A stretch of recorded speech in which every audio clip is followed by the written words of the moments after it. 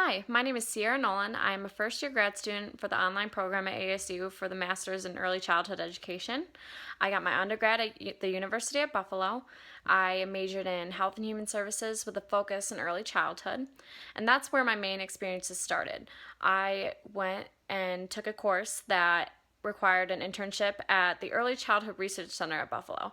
This was a early childhood program. I mainly worked with kids that were from birth to 3.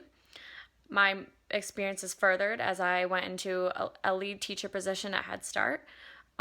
These kids were 3 to 5 years of age.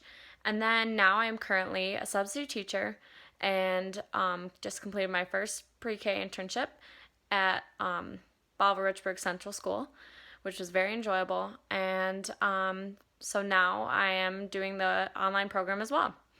My main experiences so far with supporting early literacy skills and emergent skills in this field, in this subject, is basically just supporting this early learning, constant exposure, relating it to previous knowledge, and just incorporating that into everyday experiences, having meaningful experiences.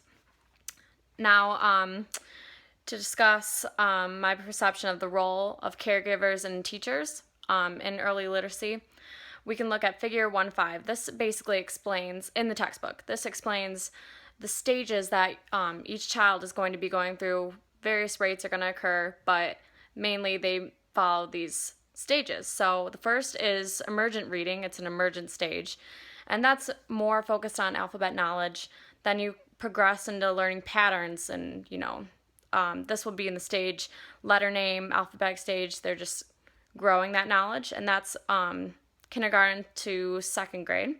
Then you move on to within word pattern stage, and that's beginning reading. So that's going to be grades 1st through 4th, and then you move on to syllables and affixes stage.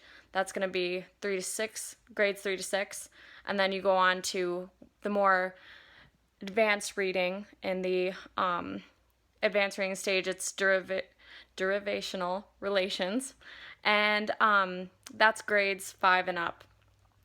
So basically, caregivers and teachers need to support this learning. They need to be, especially caregivers from the beginning when they're infants, what we're learning about this unit.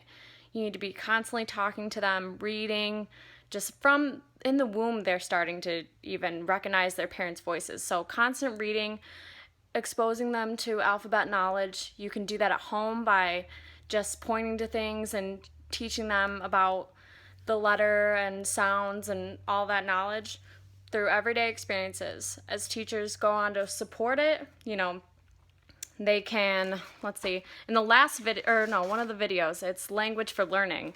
Teachers build language through interactions. So that's when we want the meaningful experiences, your problem solving, learning, redirecting. That's what teachers can really provide as they're introducing these new materials and building off their previous knowledge.